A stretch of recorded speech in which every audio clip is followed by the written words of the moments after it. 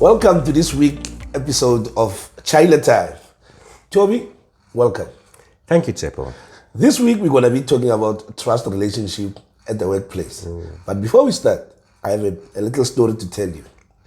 You know, I chaired a hearing last week at the clients, but the gentleman, he was charged with theft. There was stock missing, accessories missing. Some of the accessories that were missing, it was at the value of 1,500 and something. But at the end of the hearing, the employer stated that trust is not broken. But yet he stole. Yet he stole. And he admitted to stealing. Stole money. Money. He admitted. He admitted to stealing. So a week prior to that, I did the same company. I did a hearing. Now this poor lady, she's heavily pregnant. But now she's dealing with documents when customers are making applications. But she missed one document. She didn't get proper training. But still, that case, trust was broken. So what is your take on this? Yeah, Tsepo, you were talking about a very sensitive subject, a tarnished trust relationship. Because, the key to a dismissal really is whether trust is tarnished. But I must also say, sometimes it doesn't make sense the way employers apply trust in the workplace. So in your example now, it's quite interesting that an employee will steal money and the trust is not tarnished. Yet a person who just missed a document, I suppose it's an important document, but on the face of it, it seems like there's this imbalance. Anyway, yeah, you see what the situation is, and both employers and employees don't always get this concept. In any relationship, whether it is with your spouse or with your children or with your employer and employee, this relationship is like a pot. It's like a pot where you invest in, It's almost like you put money into this pot and then the pot, it grows, the benefit grows, okay? So in this relationship, people put in and people take out. Now, humans basically operates on two levels, or thinking occurs on two levels. The one is on the emotional level, That's why, they say feeling is thinking, And that's also why when you ask your wife, for instance, if you want to ask her how she's doing, you ask her, how do you feel? Because then it seems like you are more aligned to the emotion. But the second level is obviously your logic. The law mostly operates on the level of reasonableness and logic and so forth, and not always on the emotional side of things. Yet the employment relationship is mostly based on, this relationship and how we invest in this relationship. When employees come to consult or employers, and something went wrong in the workplace, they ask, what are our rights? But the reality of the matter is something went wrong in the relationship. That's why labor relations is first and foremost a relationship before it becomes a matter of law, before it becomes a matter of your rights. So in your example now, you will often find that certain employees have invested a lot in the spot. And when there's a misconduct, an employer will more often turn a blind eye to your misconduct if you invested a lot in the spot. Another person have not invested, they've just been withdrawing from the spot. Now when you commit a misconduct, even if it's a small thing, trust is tarnished. And I've seen that too. As you said now, some employees will steal. The employer won't dismiss the person. Another person is 5 minutes late and it's the end of their world. I'm telling you, trust is tarnished. But at the CCMA, Tsepo, trust is tarnished, and we always go through the motion of the prejudice on the employer. Trust is tarnished. But you know what? 9 out of 10 times, the element or the concept of a broken trust relationship is actually very subjective. It really depends on to what extent that you invest in this relationship. So that's why you will find that. And also, if I can draw a bit of a nexus here to retrenchments, I've sat so many times in consultations where we need to decide on a selection method of who to retrench. And I've seen this a lot. An employer will take out a payroll sheet and say, we need to retrench this person. Ooh, not this one. I like him a lot. Oh, this person must definitely go, you see. Oh, no, not this one. No. Oh, this one. Absolutely, he must be retrenched. But when you actually do the Section 189 consultations, no, there's a scientific criteria of how we're going to choose who to retrench. Nonsense, man. It's based on this investment. How did you invest into this relationship? And to come back to retrenchments again, when employers actually do find a fair criteria to retrench staff, if somebody's in there that have invested in this relationship, a lot of employers are hell-bent to try and save that person's job. Why? It's the relationship. So yeah, trust relationship, it's very subjective actually, to the extent that the person invested in this pot. Now, for instance, us, pitching at the company, I'm a middleman. I don't know anything about their operations or day-to-day operations. I'm there to check facts. You as a chairperson? As a chairperson. You're chairing a hearing I'm now. chairing a hearing now. But now, in a period of 2 weeks, I learned that, no, but there's an imbalance here. How do I carry on in future in terms of determining whether trust is broken or not? How do I do that? Well, I think two principles are important here. The one is more relevant to the employer itself, and that's in terms of the precedent you're creating in the workplace. Now remember the spot. We're investing in the spot. Yes. Okay. So if an employer are guilty of inconsistent application of disciplinary rules, Schedule 8 of the Labor Relations Act do require the consistent application of rules and disciplinary processes. So if an employer makes a habit of inconsistent application, now something very interesting happens with a trust relationship, because normally when it comes to dismissal disputes, it's always one-sided. It's always the employer don't trust the employee. But in this case, it's reversed. You as the employer, you withdrawing now. And staff are not stupid.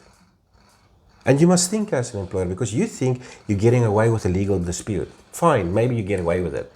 But you're withdrawing from the spot. Now you start creating the wrong precedent. And staff, they will take notice. And often when employers come to us to consult on, issues in the workplace, they ask themselves, but how did we get here? The problem is it didn't start yesterday. It started 2 years ago. 2 years ago when you decided to start micromanaging staff, when you start implementing those silly policies, when you start implementing policies that actually takes away from people. Like just as an example quickly, you don't always have to be such a shrewd employer or a manager, because at the end of the day you work with humans, and we as humans, we also want to get somewhere in life. We also want to enhance ourselves.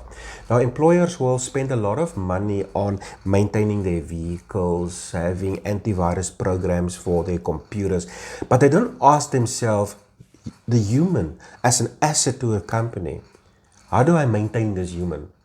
Because if you ask those kind of questions, you have to ask yourself, first and foremost, is the person married?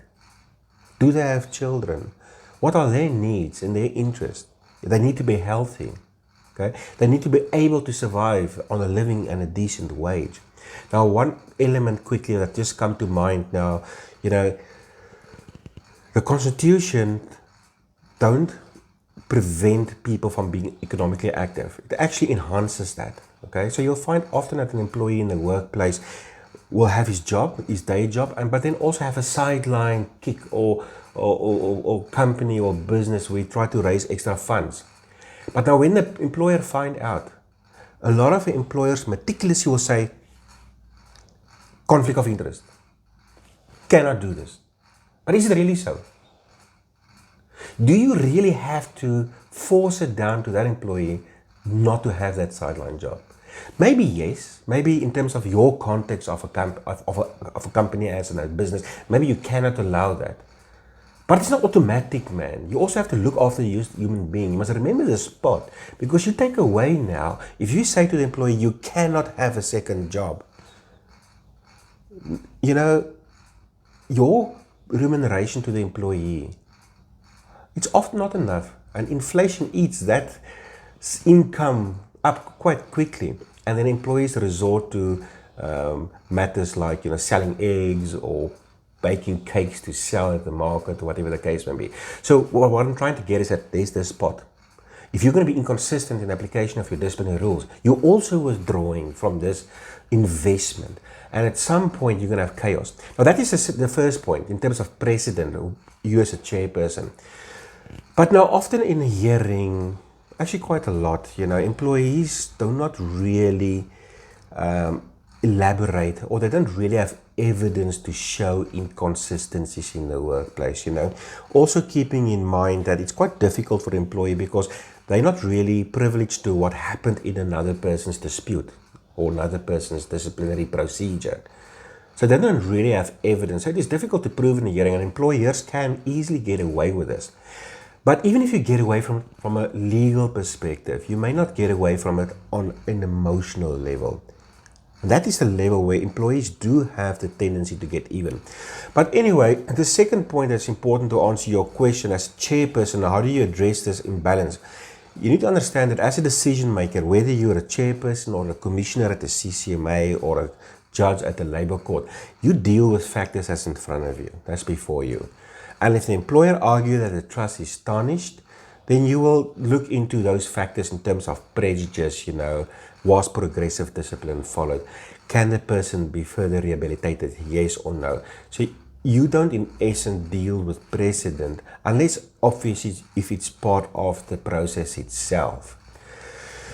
But now just on that element of trust, from a chairperson perspective, there was a case a few years ago at the labor court, Edcon versus Palmer, which was quite a landmark case when dealing with trust.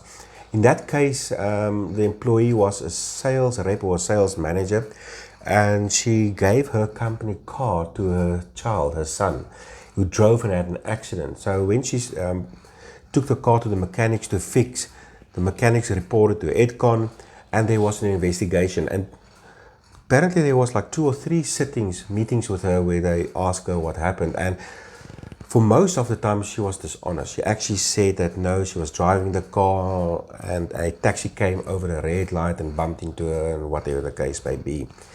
Eventually, she came up with the truth and said no, she actually borrowed the car to her son. They charged her for gross dishonesty and dismissed her, and eventually the fairness thereof was overruled by the labor court, saying that the employer did not lead evidence to show why the trust was tarnished. You can't just say trust is tarnished because the circumstances of every employer is different. As an example, quickly, if in, let's say, a retailer, just an example, I'm trying to make a point. If a cashier, for instance, is found dozing off and maybe was sleeping for 2-3 minutes, maybe on a first offense, it will be too harsh to dismiss a person. But if it is an important person like President Cyril Ramaphosa's security guard, his bodyguard, different situation. You see, so that is why the courts are saying that every employer in every instance must lead evidence why the trust is tarnished. And as I said, this is typically where you look at, was progressive discipline followed? What was the prejudice to the company? Was that prejudice realized? Did the employer suffer any damages, or was it only a potential to damages being occurred by the employer? So you look at it from that perspective. But now ultimately, this whole concept of leading evidence to prove that the trust was tarnished evolved over time, and there's a more recent case law of Impala Platinum versus Janssen, where the Labour Appeal Court then basically added a bit of clarification to this whole concept. Yes, an employer must lead evidence why trust is tarnished, but there are certain misconduct in the workplace where an intolerable trust relationship emanates from the nature of the misconduct itself. Like, for instance, theft. If you steal from your employer, it's inherent in that kind of misconduct that you're going to break trust. So for that, you don't necessarily need to lead evidence. Gross forms of negligence. A tarnished trust relationship is sort of implied by the nature of the offense itself. So it's no longer so that you, in all circumstances, must lead evidence why trust is tarnished. But as a general principle, it really is advisable to do so because circumstances change. So in terms of consistency, if now that the business is inconsistent when it comes to how they judge. Tomorrow I'm meeting you in the passage, I'm smiling, then you trust me. The next guy meets you tomorrow, is not smiling at you, then you don't trust them. So the imbalance and the consistency in that, wouldn't it affect the relationship further with other employees? Well, it will. In principle, it will. Now look, in principle, an employer should try to implement fair and consistent disciplinary procedures in the workplace.